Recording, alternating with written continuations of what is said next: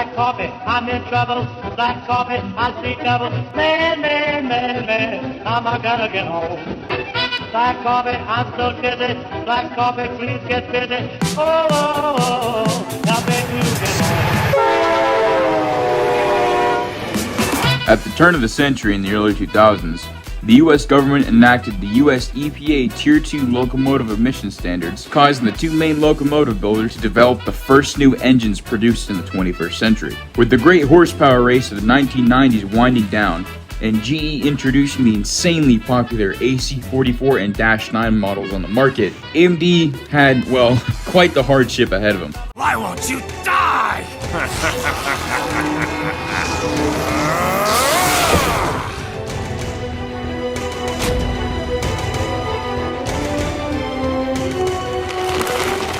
Nanomachine, son! AMD took a look at their most recent locomotive design at the time, the popular SD70AH, and completely tore down the locomotive to the frame. They added a new body, a new 4,300 horsepower Tier 2 emissions engine, flared radiators like the SD80s, 90s, and the 45s before it, new HGC2 self-steering trucks, added new AC traction motors, a new and never before heard horn, the K5 LLA, and the most physical difference, added a version of AMD's Phase 2 cab used on the SD70AH.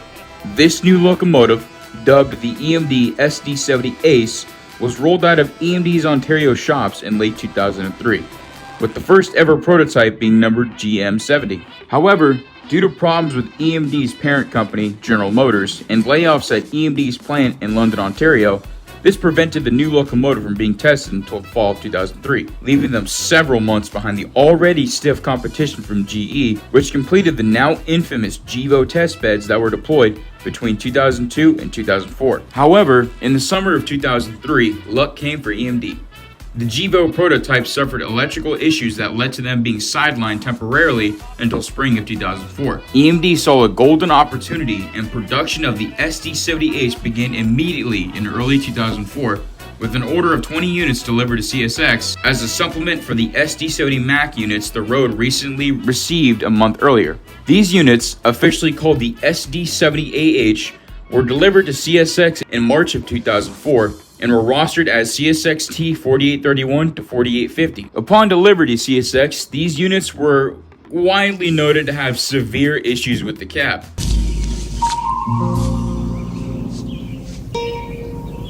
What the f*** is this piece of such as rattling so much the windows literally fell out, poor noise insulation, and failing cooling systems. These issues led to these early iterations of the SD70ACe to be labeled as the infamous Thunder Cab. BNSF also ordered 20 of the Thunder Cabs, but after many crews noticed the same issues the CSX crews were having, were outright banned from leading trains, which is still how it is today. This gave AMD a poor reputation and lost their one chance they had at reclaiming their title as the king of locomotive manufacturing. Although plagued with issues, CSX kept their aces chugging along in service, putting them in all sorts of trains.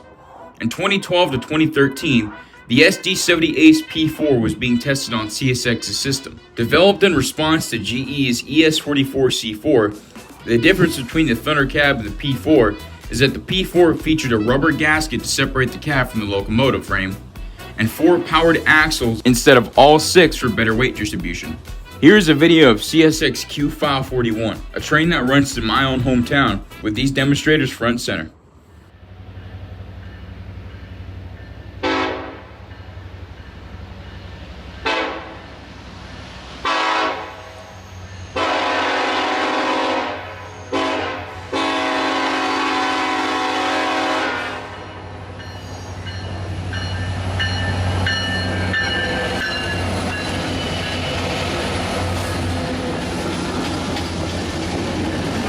Unfortunately, these units were deemed insufficient to their GE counterparts, which at the time, CSX was still taking delivery of. One wonders what kind of railroad CSX would be if the plan went through.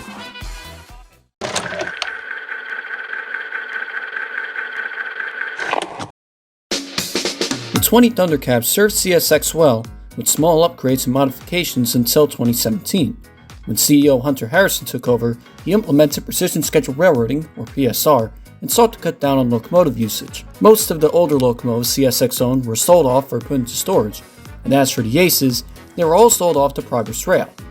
Although, now off the CSX roster, the fleet of 20 Aces interestingly had a more intriguing career after CSX. PRLX 4834, formerly CSX 4834, was painted over with CNO markings, being a false heritage unit of sorts. Rail fans from all over went crazy over this engine. However, CSX was not pleased and demanded the unit be void of any CNO markings, since CSX had rights over the CNO name. And thus, the unit was painted back over, ending a short but interesting time for rail enthusiasts, until, well... Ah! Good God! It's hideous. But beautiful in an ugly way. But mostly hideous. Ugh. As of 2023, these units can still be found roaming around on short lines and mining companies, with a few in storage in Russell, Kentucky. Although their careers on CSX were short and uneventful, the CSX Aces live on serving other railroads, with their CSX heritage rolling alongside.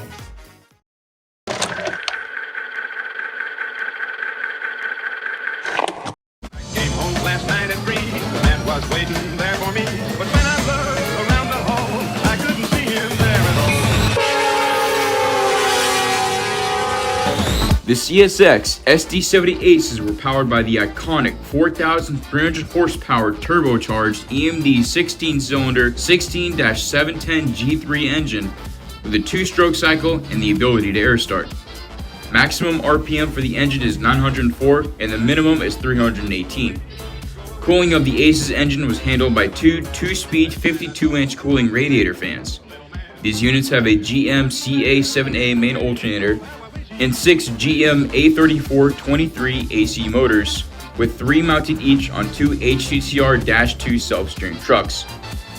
The SD70ACe has 42-inch wheels, a turning radius of 29 degrees, and a gearing ratio of 70-17, which lets these EMD workhorses get up to a modest 70 miles an hour. These units come with 6 Delco traction motor blowers and Model 26L Westinghouse air brakes. The Aces have a starting tractive effort of 91,000 pounds of force and a continuous tractive effort of 157,000 pounds of force. These locomotives are 74 feet 3 inches long, 15 feet 11 inches tall, and 10 feet 3 inches wide. With these locomotives coming in at a deceiving 204 tons, you'd think that they would be a lot heavier.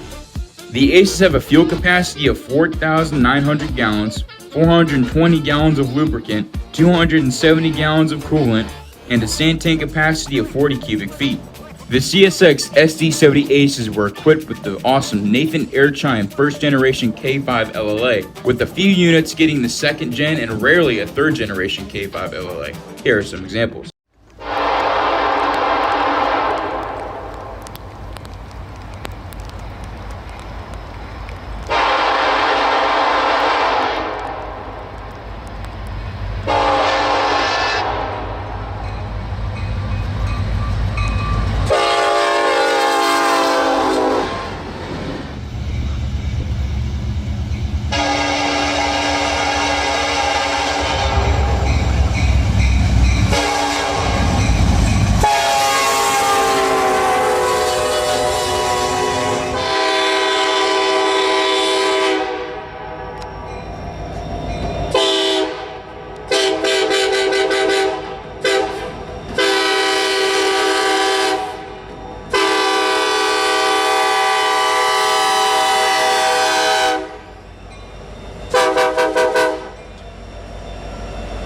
The SD stands for Special Duty, 70 for the model number, and ACE for AC Traction Enhanced. As previously mentioned by PensyFan19, PRLX 4834, CSX 4834 was painted over with CNO markings, but CSX was not having it.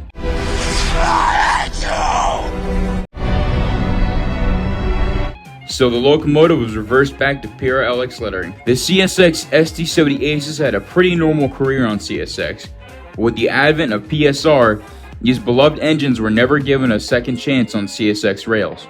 However, the EMD SD70ACe has widely become a popular and loved locomotive on every other Class 1 and some Class 2s, and can even be seen traversing CSX rails. So while the CSX Thundercab Aces are long off the roster, EMD's 21st century Iron Horse continues to carry on the legacy of EMD for the enjoyment of rail fans all over. I really hope you guys enjoyed this latest entry on engines of CSX. I want to say this is probably the most hyped locomotive on the series, next to the SD80 Mac. I know this engine was teased way back in my AC44 video, but things got in the way. With this engine done, let me know in the comments what you want to see next. Thank you for watching, and see you out there on the hot iron. Baby, farewell.